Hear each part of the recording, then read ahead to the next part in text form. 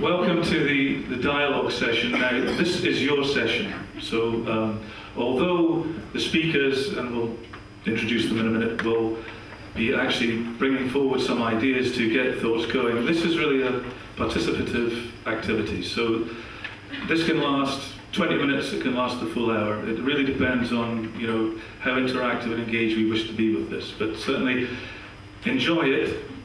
We're in a very grand setting here. But enjoy the setting, enjoy the dialogue, and more importantly, enjoy the company, because it's a celebration of your practice and your CPD as CLD workers. So come on up here, folks. Come up here, Katie. Come up here, Terry. Let's get the ball rolling here. I feel like I should give you a song or something. Katie Bacon, Terry Barber.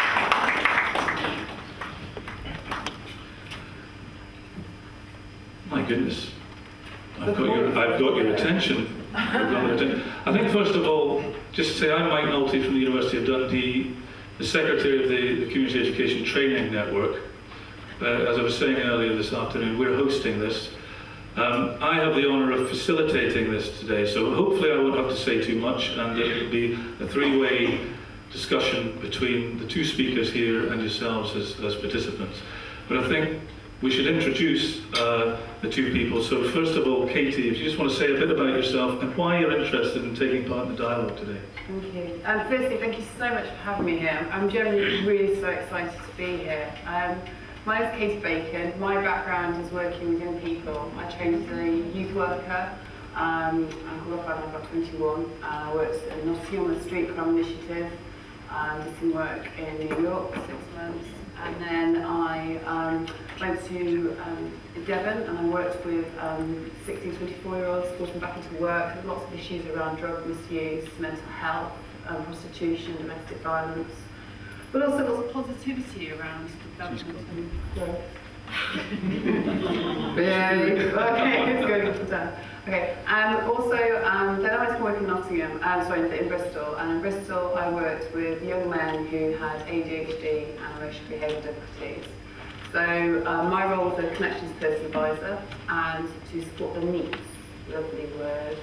And the only thing, their lives are very transient, very chaotic, and the only thing that would stay constant would not be their mobile number, it would be stolen, sold, whatever. Would be their Bebo account, their Facebook account. So for me, I was like, hang on a minute, I've got a consistent touch point with these young people to encourage them to go see their youth offending officer, to go and say something, you need to sign on. If you don't come see me, then you won't get your job seekers allowance, and it's going to be a whole lot worse, and you have to spend time resolving this. So it's a good way to engage with young people. When I then went and worked in Devon County Council, and I got told quite firmly, no, don't use social media. And then I got strategized a little bit. I think sometimes you need to do that.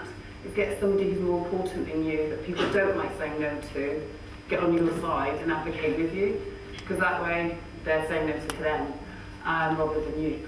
And that's where it started. We commissioned research, and from there I set up my own company. So I have 3 companies, 1 limited company and 3 departments. Online youth outreach, where I deliver training, consultancy to youth workers in schools, looking at the practicalities. How do we use Facebook? How do you use YouTube?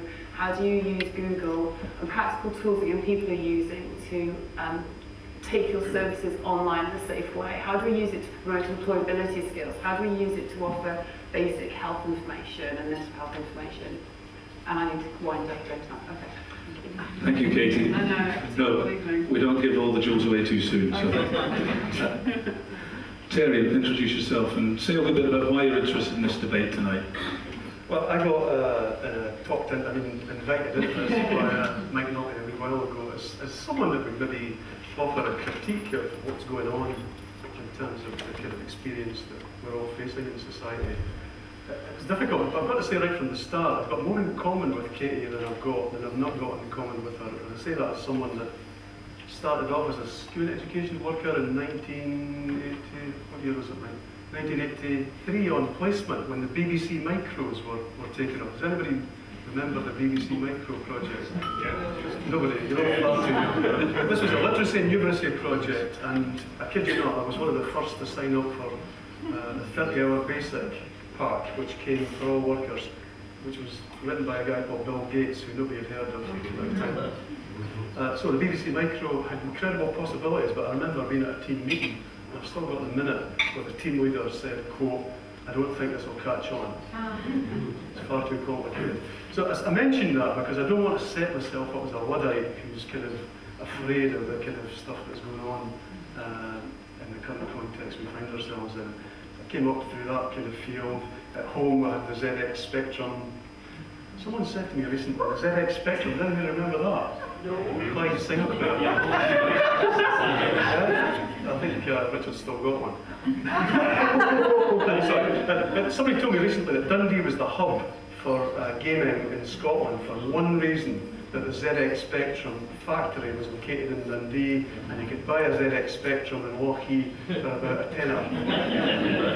That was expensive. The whole kind of black economy that people were encouraged by. So Amiga, Spectrum, all the rest of it. Right up to today, I spend most of my life involved in e-learning. I'm a lecturer at the University of Dundee. Been there for 9 years. Was it 9 years ago? Came in from the cold 9 years ago after about 17 years in the field. So I still see myself as a CLD worker, and I think that's why I'm here, but I have a stake in e-learning. I'm worried about the consequences and the lack of thought that's going on at the moment, and some of the drawbacks. It seems to be, to me, that we're embracing something without thinking about our relationship with technology.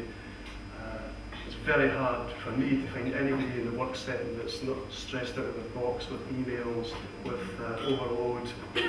We're getting into something strange unless we're very, very careful. So I would like to explore, in a critical sense, how we can manage our relationship with technology so that we can grasp innovation but cope more effectively. Okay, thank you. So, from both speakers, we've got an idea of perspective and where they're coming from. I think a wee bit about context here. Yes, we want to explore critically the notion of e-communications and social media, and really thinking about commentators such as Dreyfus argue that telepresence can never replace presence in human learning and development, and it can't embody learning in the same way as face-to-face exchange between learners. However, in an age when to Google it has become synonymous for finding something out, and with the advent of texting, social networking and blogging, people are both now producers and consumers of information. Or, as a guy called Gunkel says, we're now prosumers. The whole idea of co-production. At a time when the internet now, and we were talking about this afternoon actually, it's more than this, depending on some of the stats you read. 75% of the UK use and surf the net through mobile phones. That's just over 13.5 million people in the UK. So as educators, we ignore such developments at our peril. How we're using this, and I think warm to what Andrew was saying before the debate started. This raises the question, though, of how authoritative and inclusive such sources of communication and information are, and what, if any, should be the role of the intervention of the educator. So should we have a role to play here, is the question. Few would argue the importance of face-to-face engagement, but more and more people are connecting with each other through social media and involved in virtual communities in their homes. And in general, the family of CLD workers should be thinking about what are we doing about this. After all, as Jeffson Smith have said, informal education is the process of fostering learning in life as it is lived. So they're kind of like the background to this. We've got perspective from both speakers to date. Thanks to Katie.